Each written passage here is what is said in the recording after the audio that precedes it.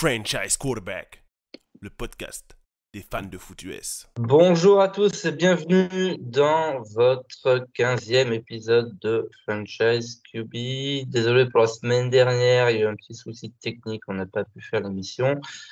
Mais on se retrouve aujourd'hui pour débriefer les performances des quarterbacks lors de la dernière semaine de NFL. Et avec moi, on retrouve Wake. Salut Wake, ça va? Tu as froid en ce début novembre? Je te vois Ouais, recroquevillé. je suis dans mon bureau, t'as vu, et dans le bureau, bon, bah, pour faire des économies, je n'allume pas le chauffage, donc j'ai un peu froid, je te cache pas. Mais bon, ça va, ça va. J'ai vécu en Allemagne, donc j'ai connu le froid, t'inquiète, je gère.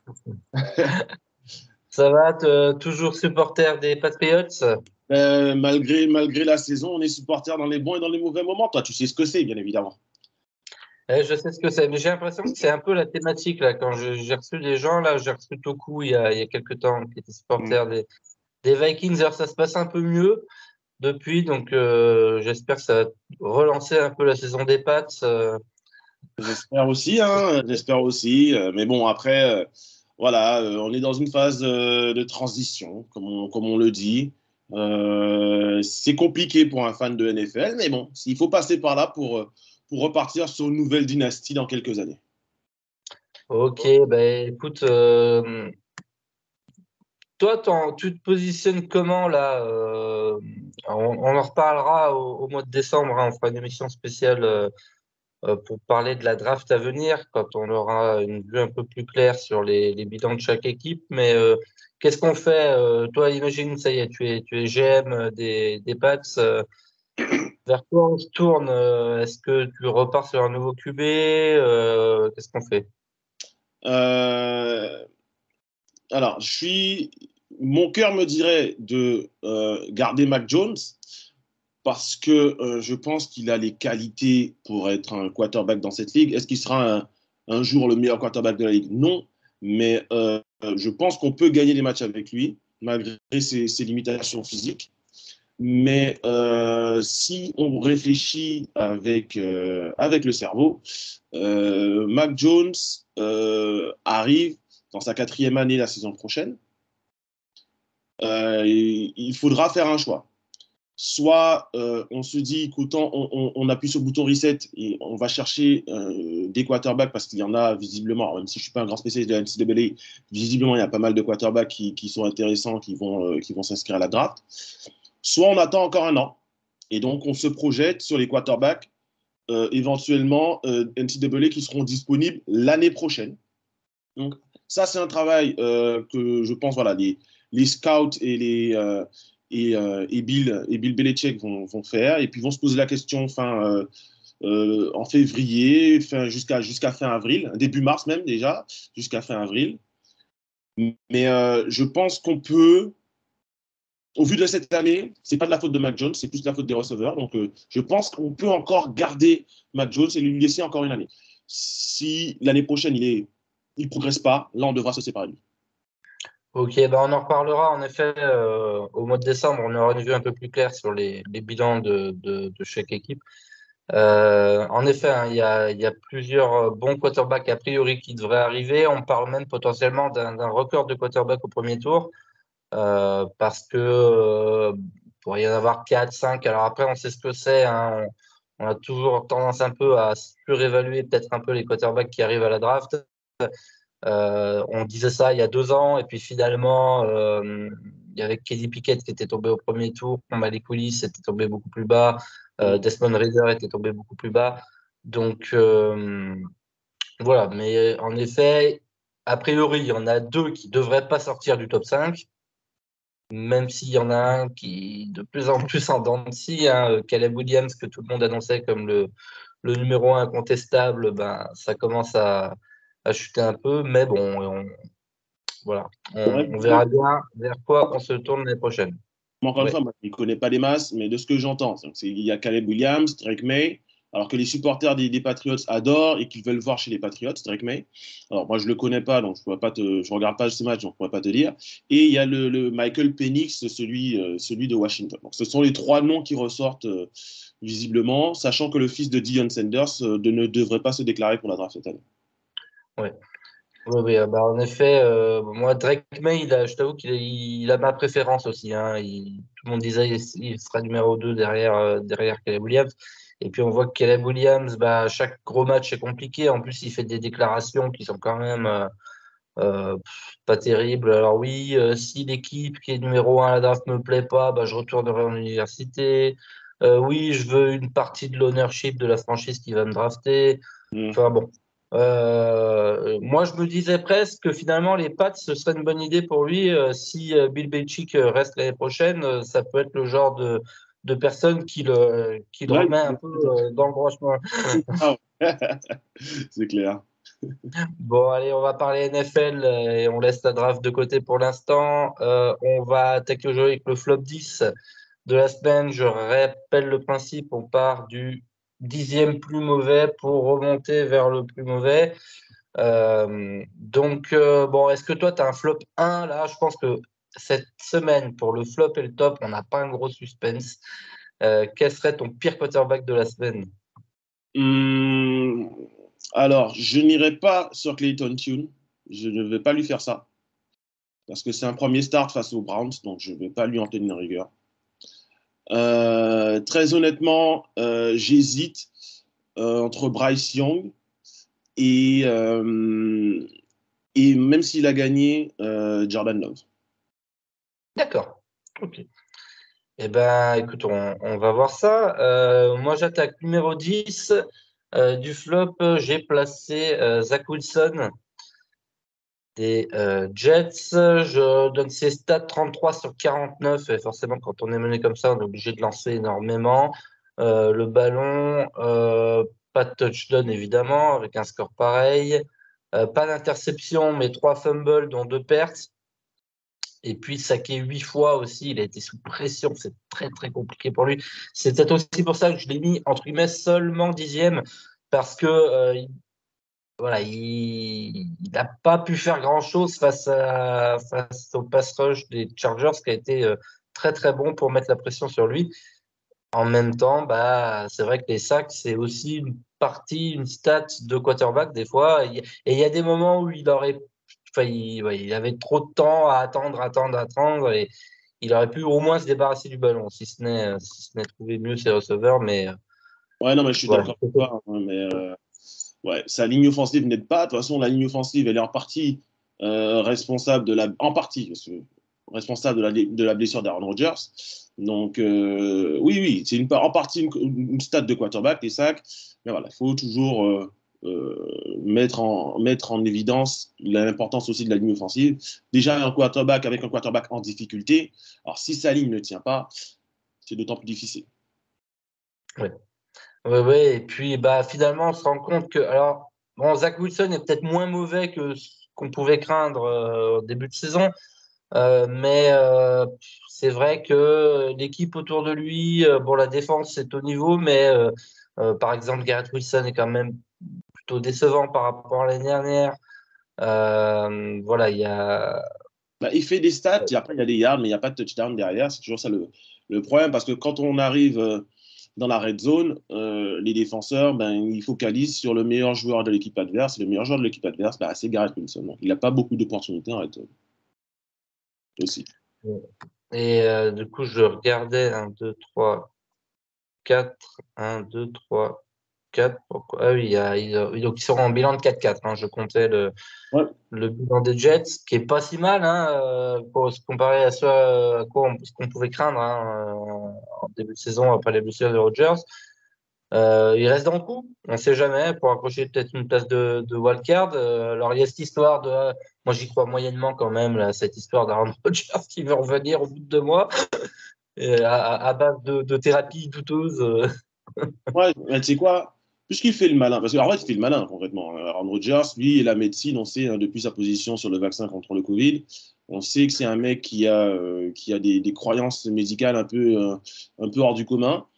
S'il revient au bout de 3 mois ou de 2 mois et demi d'une blessure au tendon d'Achille qui, normalement, nous met de côté pour 8 voire 9 mois, eh ben écoute, frérot, fais-le et reblesse-toi. Ouais. J'ai juste envie, j'ai envie Euh, de dire chiche. Allez, chiche, reviens. On attend que ça. Après, est-ce que si les Jets sont en playoff, tu vois, est-ce que tu n'as pas envie de tenter le coup en te disant, bah mince, si Très c'est honnêtement, risqué, hein. C'est très risqué honnêtement, surtout. non. Parce que le mec, il sera rouillé avec une équipe qui connaît, avec qui il n'a pas de rep, puisqu'il ne prend pas de rep aux entraînements, puisqu'il n'y est pas aux entraînements. Il ne peut pas s'entraîner. Mhm. Donc, il va faire comment? Il va arriver dans un match de playoff contre des équipes, donc forcément les meilleures équipes de la ligue, donc forcément les meilleures défenses de la ligue. Il va faire quoi? Ouais. Ouais, je pense que ce serait sage Il d'attendre a au 40. moins l'année prochaine. Bah oui, il a 40. Mais après, là, il a 40 piges, donc l'année prochaine, il ne sera pas Oui. forcément meilleur que cette année. Hein. Ça va Et, y aller crescendo, ça va y aller décrescendo là pour lui. et puis il y a comment dire, il y a la malédiction de l'ombre de Brett Favre. Donc on n'est pas dit qu'il soit pas aux Vikings l'année prochaine, hein. C'est un malentendu. C'est un malentendu. Bon, allez, on continue numéro 9. Numéro 9, j'ai placé Tua Tagovailoa parce que cette équipe des Dolphins, on se rend compte que c'est toujours un peu la même chose. On gagne face aux petits, on perd face aux gros. Et donc 21 sur 34, un touchdown, pas d'interception, 193 petits yards lancés pour Tua. Il y a eu un début de comeback en deuxième mi-temps, mais c'est trop tard. Le réveil est trop tardif et c'est un peu symbolisé par ce snap raté là, sur la dernière action du match où il y aurait eu un ballon pour aller en prolongation. Est-ce qu'ils ont leur plafond de verre finalement, ces Dolphins? Est-ce qu'ils n'arrivent pas à passer la vitesse supérieure face aux grosses équipes? Non, il n'y arrive pas. Je l'ai dit dans mon podcast, je me dis, s'ils battent les Chiefs, là, je commence à leur mettre un peu plus de respect.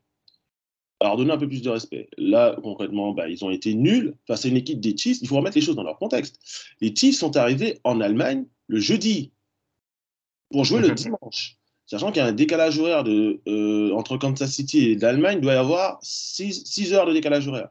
Alors, moi qui vais souvent en Guadeloupe, où il y a 6 heures de décalage horaire en été et 5 heures en hiver, on a du mal à s'en remettre. Et les mecs, ils ont démarré le match sur les chapeaux de roue et ils ont marché sur les Dolphins qui, eux, étaient là depuis le mardi. Donc, qui ont pu s'acclimater. Donc, franchement, ils n'ont aucune excuse. Ils ont été mauvais. Tua a été mauvais. Contre mes Patriots la semaine dernière, il n'avait pas été spécialement bon non plus. Il confirme en fait que contre les bonnes équipes ou contre les bonnes défenses, alors tous les gadgets qu'ils font, mais ça ne marche pas. Ouais, bah, il va falloir trouver quelque chose là, parce qu'en effet, ça c'est le genre d'équipe, hein, ils ont perdu finalement contre les Chiefs, contre les Bills et contre les Eagles. Voilà. Et dans des matchs qui n'étaient pas forcément serrés. Hein. Ouais. Donc, contre les Eagles, au final, il y a quand même plus de 14 points d'écart. Et là, contre les Chiefs, ils étaient menés 21-0. Donc, il n'y a même pas forcément eu match. Il n'y a jamais eu match dimanche, en fait. Il n'y a jamais eu match. ouais. Bah, c'est pour ça, c'était un peu décevant. On en attendait beaucoup de ce match-là. On s'est dit, ça va être un régal offensif. Puis alors, après le premier drive des Chiefs, qui s'est conclu par un touchdown, ça a été un festival de punt. On s'est un peu ennuyé. Mais bon, ouais, il va falloir faire quelque chose, trouver des solutions, parce que c'est vrai que pour l'instant, les bonnes équipes arrivent à annihiler Tua et à annihiler, ou en tout cas à réduire l'importance de Tyreek Hill ou de Jalen Waddle. Donc, ouais, voilà. On s'inquiète pas trop pour les Dolphins qui restent bien placés quand même, surtout avec les Bills qui sont un peu à la ramasse. Ils vont se qualifier pour les playoffs, ça, c'est pas un souci. Mais Donc, qu'est-ce qui va se passer derrière? C'est ça l'inquiétude. Un match à domicile. Ils auront peut-être un match à domicile s'ils gagnent la division. Et en Super Wildcard. Après, une fois qu'il va falloir se déplacer dans le froid de Kansas City ou dans le froid de Baltimore, bon, voilà, ça s'éteignera ici. C'est pas la même. Ouais, c'est ça. Allez, on continue. Numéro 8 du flop 10 de la semaine. J'ai placé Tommy DeVito. C'était son deuxième match. Malheureusement, pas son dernier, a priori, parce qu'il y a un festival de blessures du côté de New York. A priori, saison terminée pour Daniel Jones, de ce que j'ai cru lire. Et donc, défaite 30-6, 15 sur 20, 175 yards, un touchdown, 2 interceptions pour Tommy DeVito. Elle est déjà foutue, cette saison des Giants. On se tourne vers l'année prochaine. Oui, elle est foutue même depuis le début de saison, en fait. Hein. Au bout des 4 premiers matchs, on savait que les Giants n'iraient nulle part. Oui, c'est foutu. Malheureusement, c'est une équipe qui a fait une très bonne saison l'année dernière parce que ils avaient un calendrier facile. Et là, cette année, on voit que contre des équipes qui jouent, c'est compliqué. Donc, les Giants, encore une fois, vont devoir trouver des receveurs, trouver une ligne offensive. Et à mon avis aussi, alors pour le coup, trouver un quarterback, ils sont un petit peu bloqués avec Daniel Jones, au moins pendant 1 ou 2 ans encore.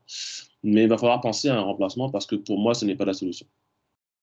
Et peut-être essayer de faire quelque chose sur cette ligne offensive. Alors, chaque année, ils draftent un tackle à la draft, mais ça se passe pas forcément bien. Mais là, ils seront en bonne position peut-être pour récupérer Ole Fachanou ou Joe Alt, qui sont les deux gros tackles qu'on annonce du côté de la draft. Et puis, en effet, ils sont bloqués par le contrat de Daniel Jones. Et en plus, en 2025, devrait peut-être arriver un certain Archie Manning. Il rappellerait des souvenirs aux supporters des Giants. Donc, peut-être pas un quarterback dès la saison prochaine, mais ouais, ils étaient peut-être finalement un peu en sur-régime l'année dernière, hein, quand ils ont fait leur bonne saison, qu'ils sont allés en playoff. Et là, cette année, c'est très, très compliqué. Hein. Enfin, c'est une équipe des Riders qui marchait pas sur l'eau cette année, mais là, qui était un peu revigorée par leur changement de coach. Je sais pas si en tant que supporter des Pats, tu es autorisé à dire du mal de Josh McDaniels. Non, alors, Josh McDaniel, encore une fois, en tant que coordinateur offensif, il a toujours été excellent. Il a prouvé. Hein. Il a prouvé que c'était l'un des meilleurs coordinateurs offensifs de la ligue quand il était chez nous. Ça, je ne pense pas qu'on puisse tellement le nier. Cependant, ouais, en tant que coach, visiblement, ça ne marche pas. Après, c'est pas grave. Hein, ça ne fait pas de lui un mauvais gars. C'est juste que il n'est peut-être pas fait pour la position de head coach. On a vu que ça n'a pas marché à Denver. Là, ça ne marche pas chez les Raiders. Pourtant, il avait ramené beaucoup d'anciens joueurs des Pats. Ça marche pas. Ça marche pas. Tant pis pour lui. Tant mieux pour les Raiders qui semblent avoir trouvé un second souffle. On verra, parce qu'au final, les Raiders n'ont pas un si mauvais record que ça, un si mauvais bilan que ça. Donc, c'est une équipe qui a du talent et qui pourrait enquiquiner quelques équipes d'ici la fin de la saison. Ouais, on verra ça et on reparlera des Raiders un peu plus tard. Numéro 7. Alors là, je me cache, je vais peut-être prendre une volée de bois vert puisque j'ai placé Mac Jones. C'était compliqué, hein, 24 sur 44, un touchdown, une interception. Alors déjà, je précise que j'aurais pu placer Samuel, mais juste pour une chose, c'est que cette interception qu'il lance Samuel là, en red zone, elle est dégueulasse. J'ai rarement vu une interception aussi dégueulasse. J'étais, mais qu'est-ce qu'il fait? Enfin bon, j'en reviens à Mac Jones. J'ai trouvé que il y avait quand même un gros manque de précision là. Euh, il y a eu des fois où comment dire, le receveur était quand même ouvert. Alors on sait que c'est toujours un peu compliqué des fois aux Pats avec cette histoire de corps de receveur. Il avait fait des prestations un peu rassurantes, on va dire, Mac Jones ces dernières semaines, notamment dans la victoire face à Buffalo. Mais ici, compliqué hein, face à Oui, l'équipe des Commanders qui pourtant ne marchait pas non plus sur l'eau. non, mais moi, encore une fois, je vais me répéter, j'ai pas envie de lui lancer la pierre. On est limité en termes de receveurs. En fait, une fois qu'on a perdu Kendrick Bourne, même si je croyais, voilà, on a du talent, mais c'est pas un top talent à NFL. C'est-à-dire qu'on a Keishon Boutte qui devrait jouer la semaine prochaine. Là, je vois pas comment il ne pourrait pas jouer la semaine prochaine. Il fait des progrès visiblement aux entraînements. Juju, ben voilà, c'est une erreur de casting. Là, je pense qu'on peut le dire au bout de la 10e semaine que c'est une erreur de casting. On aurait dû garder Jacoby Myers, lui donner son argent et le conserver. Juju qui est responsable de l'interception de Mac Jones parce que tu dis qu'il a une interception. Mais en fait, c'est Juju qui rate le ballon, qui lui est en plein dans les mains, dans un 2-minute drill pour égaliser. Donc oui, après, est-ce qu'il loupe des passes? Ben ouais, mais un peu comme tous les quarterbacks, chaque semaine, loupe des passes. Sauf que lui, ben, il n'a pas de receveur pour le sortir le sortir de situations compliquées, mis à part les Thaïlands. Donc, ouais, c'est compliqué. C'est compliqué. Pourtant, on a un bon coordinateur offensif. Je crois en Willie O'Brien. Ça, c'est pas un problème. Maintenant, il faut qu'on ait des joueurs pour faire les jeux, quoi. Et pour l'instant, on les a pas. Ouais. Et c'est l'Allemagne la semaine prochaine, hein, c'est ça? C'est ça, on va jouer à Francfort. Et oui, tiens, je voulais ajouter, le problème de Mac Jones aussi, c'est qu'il ne peut pas surmonter un manque de bons joueurs autour de lui. C'est-à-dire que ce n'est pas ses qualités physiques qui vont lui permettre de faire d'un receveur moyen un bon receveur. Il n'a pas cette possibilité-là. Mac Jones, comme quand il était à Alabama, a besoin de top receveurs. Pour l'instant, ce n'est pas le cas. Eh oui, il n'y a pas un gros casting autour de lui, en effet. C'est un peu compliqué. Allez, on passe à la suite numéro, j'en suis à 6. J'ai placé Tyson Bagent des Chicago Bears. Alors c'est pareil, je crois que l'expérience va se terminer incessamment là, puisque Justin Fields est annoncé sur le retour. 18 sur 30, 220 yards, 2 touchdowns, 3 interceptions et un fumble perdu.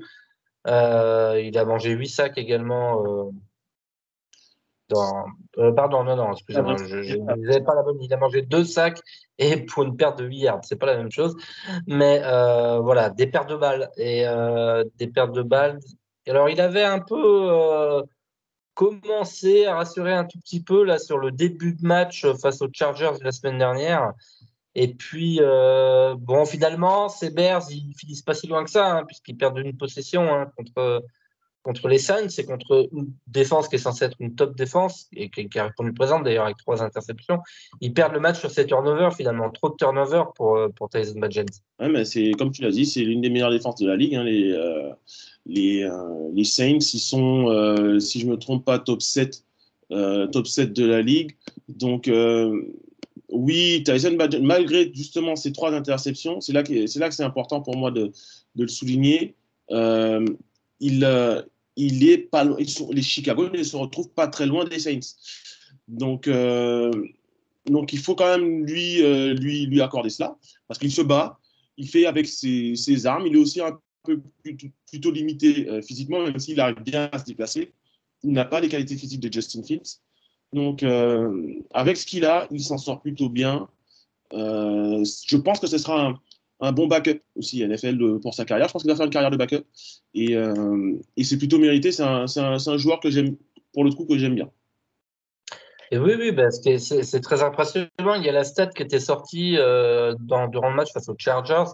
Il n'y a pas beaucoup de quarterbacks qui viennent du 2e niveau universitaire et qui se retrouvent à starter en NFL. Donc, bon, en effet, il a su impressionner et il peut en effet faire un backup décent, on va dire.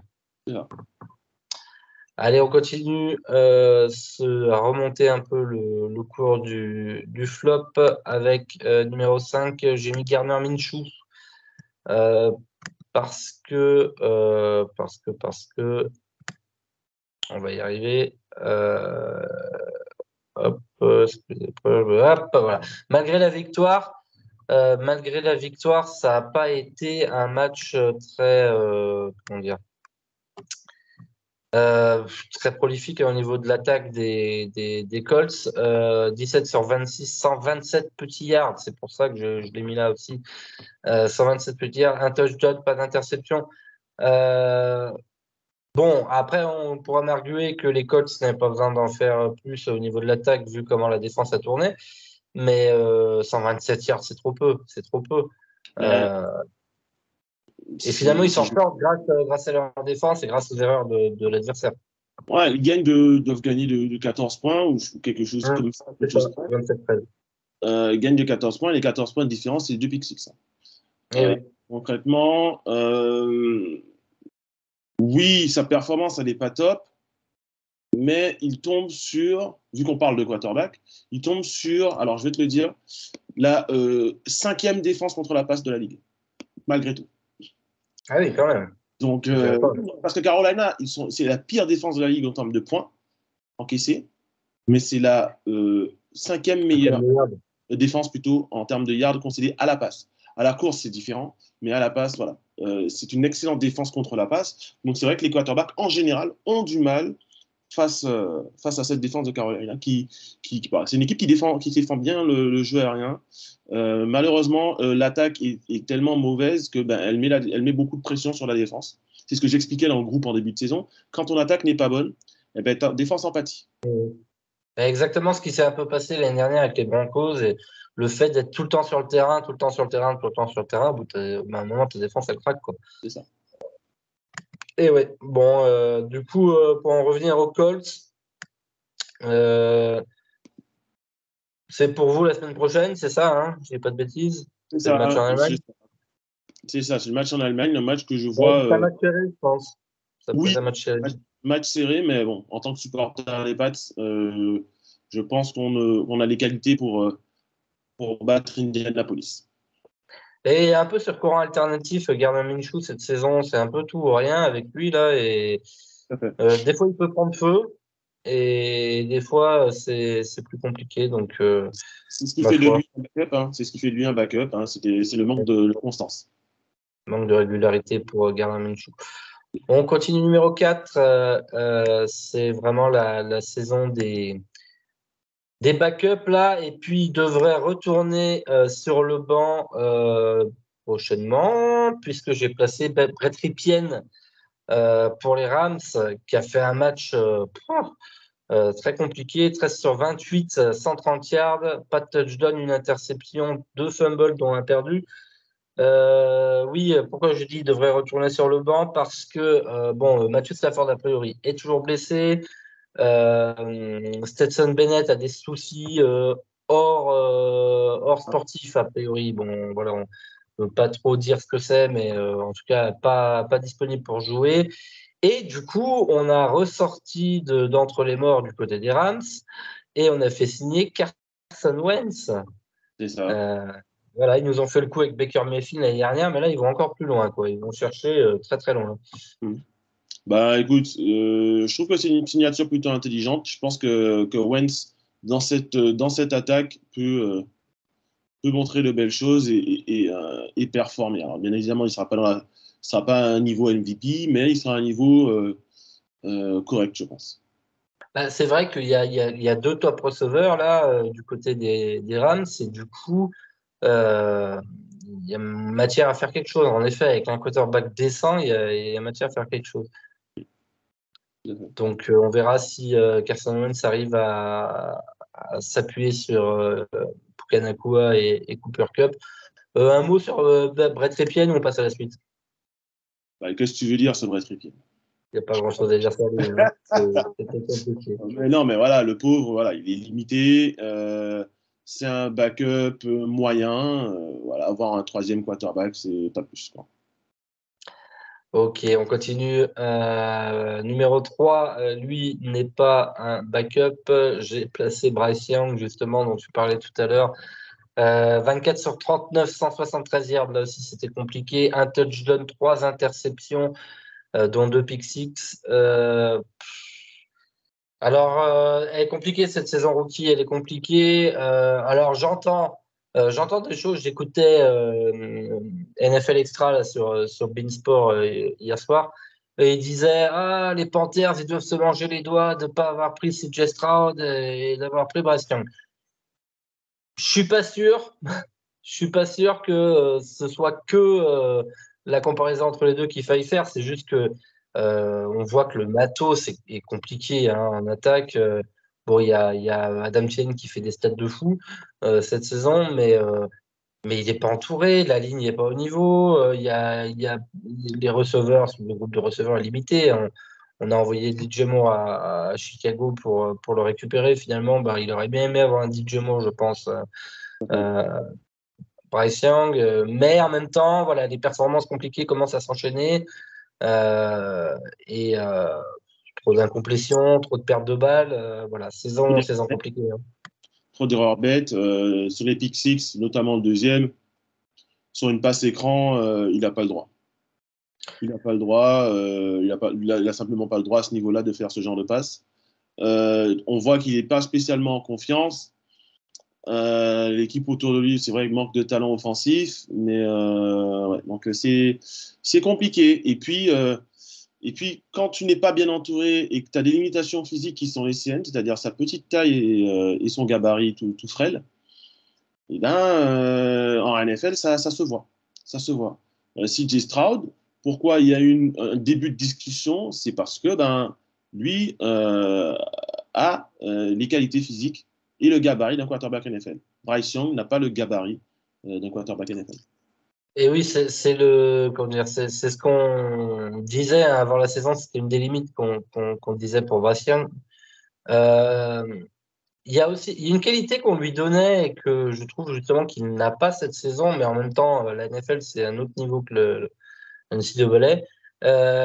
On disait justement que c'était un joueur qui avait cette capacité de faire plusieurs lectures et de choisir la bonne pour pas se précipiter. Et on se rend compte que là, la pression est plus importante que ce qu'il connaissait en université, forcément. Et du coup, ça l'emmène à commettre pas mal d'erreurs. Bryce Young. Tout à fait. Après, c'est un gamin qu'on dit on entend dire qu'il est très intelligent, ça j'en doute pas, mais ça fait pas tout en fait en NFL. Quand tu as des mecs de 120 kilos et de 2 mètres qui sont lancés à pleine balle dans ta face, qui sont là rien que pour te casser, ça modifie un petit peu les choses. Ouais, écoute, on verra ce que ça donne. Pour l'année prochaine, il va falloir réussir à l'entourer, sachant que, évidemment, ils n'ont pas leur premier tour, puisqu'ils l'ont donné à Chicago. Donc, C'est pour ça que je suis pas fan de ce genre de trade pour des quarterbacks, surtout quand tu as des équipes qui n'ont pas de talent comme ça au poste de receveur notamment et sur la ligne offensive. Quand tu as besoin de construire toute une équipe, tu ne sacrifies pas tes tours de draft pour un quarterback. oui, parce qu'un quarterback tout seul, on se rend compte qu'il ne peut pas forcément faire grand-chose, c'est sûr. Surtout pas. Allez, on continue numéro 2 du flop 10. J'ai placé Geno Smith. Les Seahawks, ça commence à devenir compliqué. Est-ce que Geno Smith est en train de redevenir Geno Smith?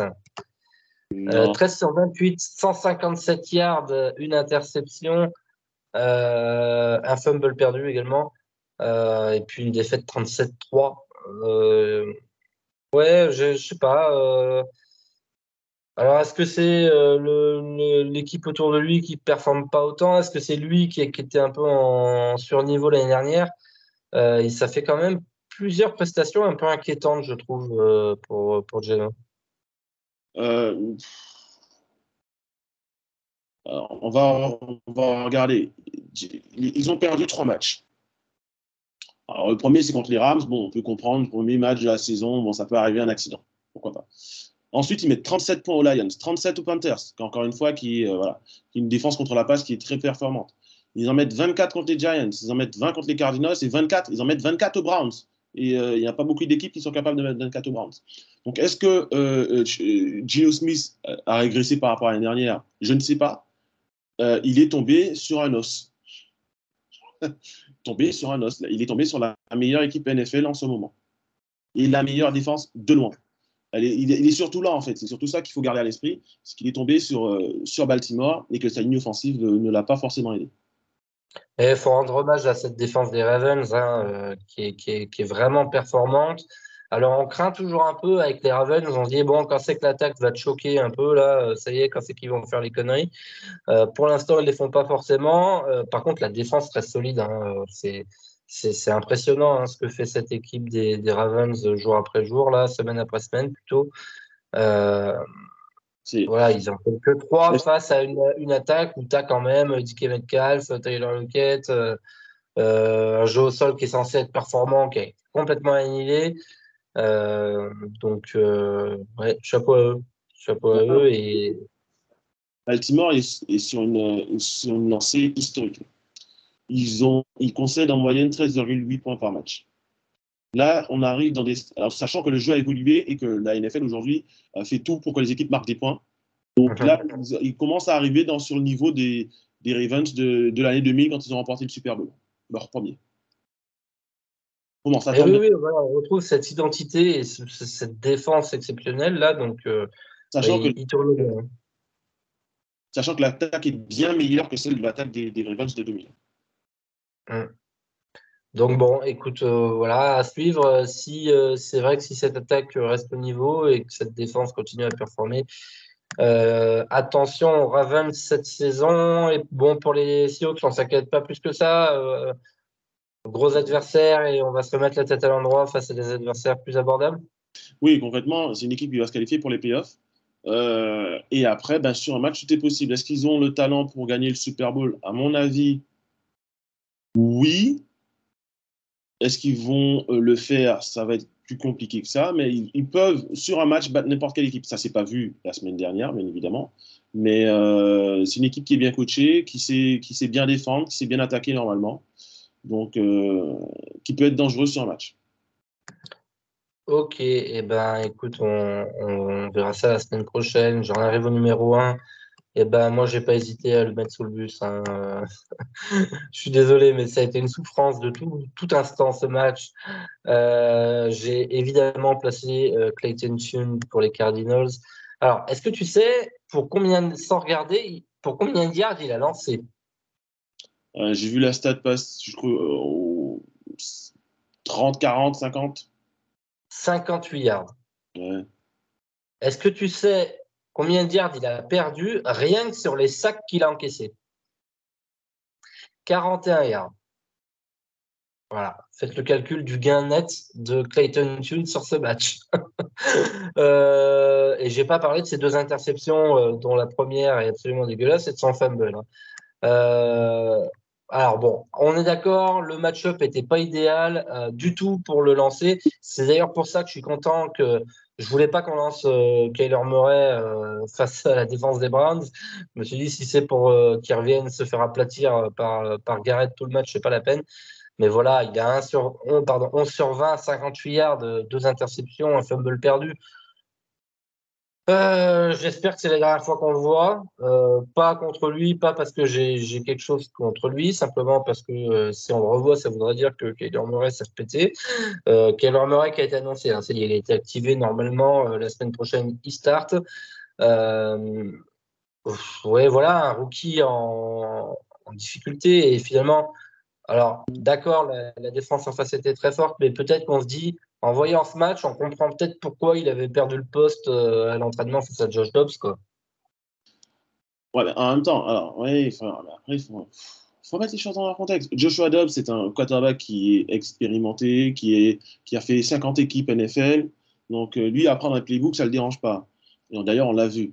Euh, Clayton Tune, il arrive, il tombe sur la toute meilleure défense contre la passe. C'est Oui. la meilleure défense. Donc, le pauvre, il arrive à l'extérieur contre Cleveland qui encaisse 145 yards de moyenne à la passe. Donc oui, forcément, il va avoir du mal. Et puis, tu tombes, il a qui en receveur? Hollywood Brown, super. Trey McBride, super. Collins ou Michael Hollins, super. Enfin, Non, il fait quoi, comment? En plus, Michael Wilson qui n'était pas là d'ailleurs, qui n'était pas Michael, actif pour tout. ouais, Michael Wilson, il n'a pas James Conner. Enfin, au bout d'un moment, ben, je ne sais pas. Non, tu mets n'importe quel quarterback, je n'aurais pas fait 58 yards, mais n'importe quel quarterback aurait galéré et aurait fait un mauvais match. Sachant qu'en plus, il était sous pression tout le match. Le pauvre, le pauvre. Moi, j'ai juste envie de dire le pauvre. On l'a envoyé dans la gueule du loup. Et c'est pour ça que Et je peux puis, top 1 parce que bah, on l'a envoyé au casse-pipe, en fait, le gars. il n'a pas été aidé non plus, hein, par son jeu au sol, parce que c'est le meilleur coureur de l'équipe sur ce match. Derrière, c'est Ingram qui, je l'aimais bien en sortie d'université. J'étais content qu'on le récupère. Je crois qu'on avait donné un 6e tour pour Keontae Ingram. Je trouvais que ça pouvait être un numéro 2 solide. Et puis, il n'avance pas. Il a 9 courses pour 8 yards. Ingram sur ce match. Voilà, le jeu au sol n'a pas été. Bon, normalement, James Conner revient la semaine prochaine. Mais Donc, c'est la sixième meilleure défense contre la course. Hein. Meilleure défense oui, contre la oui. course, sixième contre la course. Ouais, voilà, encore une fois, il faut remettre le fait que, en effet, c'était les Browns en face et que voilà, et encore, bon, derrière l'attaque n'a pas spécialement bien, enfin, n'a pas été exceptionnelle du côté des Browns non plus. Donc, on n'en prend que 27, entre Non, guillemets. mais on est 27. Ça aurait été. Les 7 derniers points, c'est sur voilà, dans le quatrième quart-temps, voilà, vous prenez un touchdown dans le quatrième quart-temps, mais encore une fois, moi je dis que ton équipe, même si elle n'a pas beaucoup de talent, et que c'est l'une des plus mauvaises équipes NFL en termes de record, d'ailleurs, ça se voit, c'est une équipe qui ne prend pas spécialement de blow-out à proprement parler, et c'est une équipe qui est accrocheuse et qui est très bien coachée pour le coup, et qui est en kicking ses adversaires. C'est juste qu'au bout d'un moment, le manque de talent se fait ressentir en fin de match. Donc ils ont tenu parce que la défense, elle tient malgré tout, mais au bout d'un moment, ça lâche, quoi, parce que pas de talent. Alors, je prends 2 minutes pour évoquer quand même la nouvelle qui me met en joie. Retour de Kyler Murray normalement la semaine prochaine, avec un match-up pas exceptionnellement compliqué face aux Falcons. Derrière, je crois qu'on joue les Texans. Ça pourrait être pire quoi pour revenir, même si les Texans sont plutôt en forme en ce moment. Alors, comme je le dis tout le temps, moi j'ai lu partout sur tous les matchs de saison, à part celui-là contre les Browns et à part celui contre les 49ers. Je lisais tout le temps, Kyler Murray aurait gagné ce match parce que finalement, on n'échouait pas si loin. Dobbs faisait pas mal d'erreurs. Moi, ce que je crains un peu, c'est qu'on a vu quand même que les quarterbacks qui viennent de passer plus d'1 an sans jouer, ils reviennent un petit peu rouillés quand même. Il sera rouillé. Et tu dis que le match-up est favorable. La défense des Falcons est loin d'être mauvaise, surtout la défense contre la passe. Donc, il va gagner. L'attaque, c'est plus compliqué et du coup, notre défense peut nous permettre de rester dans le match. Et si Kyler Murray joue à un niveau, on va dire, bon sans être exceptionnel, voilà, moi je me dis que si on monte le même niveau que ce qu'on montrait avec Josh Dobbs dans les défaites, qu'on ne perd pas de beaucoup, là, les Seahawks de 10 points, voilà, ce genre de trucs-là, il y a peut-être quelque chose à faire, quoi. Oui, oui, tout à fait. Je pense que c'est un vrai 50-50 ce match-là et je suis curieux de le voir déjà parce que j'ai envie de revoir Kyler Murray et j'ai envie de voir voilà, ce qu'il peut faire et ce qu'on peut faire avec un vrai quarterback. Quoi qu'on en pense, on peut aimer, pas aimer Kyler Murray. En tout cas, voilà, un quarterback à minima décent. Quoi. C'est ça. Tout à fait. Est-ce que toi, tu avais d'autres joueurs qu'on n'a pas évoqués donc, t'en as déjà cité quelques-uns tout à l'heure. Est-ce qu'il y aura un joueur dont la performance t'a pas spécialement. Alors, comme je disais, Love, mais bon, ça, c'est un peu pour l'ensemble de son œuvre depuis le début de saison. Après, comme ça, de tête, non, je pense que ton flop 10, en tout cas, est plutôt cohérent, même si je ne suis pas d'accord avec certaines positions, mais bon, ça, forcément. J'essaie de toujours nuancer les performances des quarterbacks en fonction des équipes qu'ils rencontrent et de leur capacité. Donc, ouais, non, là, mis à part Jordan Love, Tyler Heinicke, éventuellement, même s'il a marqué des points. Il aurait sa place, alors pas top 1, pas flop 1, mais peut-être au 10e, 9e rang. Voilà, il est borderline. Sinon, Brett Ripken, il mérite. Ouais, non, non, il est plutôt cohérent, ton flop. Ok, écoute, alors du coup, c'est comme ça qu'on va se quitter pour cet épisode-là. On se retrouve demain pour le top de la semaine. Ouais, pas de souci. Super, merci d'avoir été avec moi. Merci à tous de nous avoir suivis. N'hésitez pas à nous dire ce que vous avez pensé de cette émission, à me signaler si vous avez envie de venir à la place de Wake pour débriefer avec moi les performances des quarterbacks. Et nous, on se retrouve demain pour le top 10, les 10 meilleures performances de la semaine. Salut tout le monde, bye bye. Salut à tous.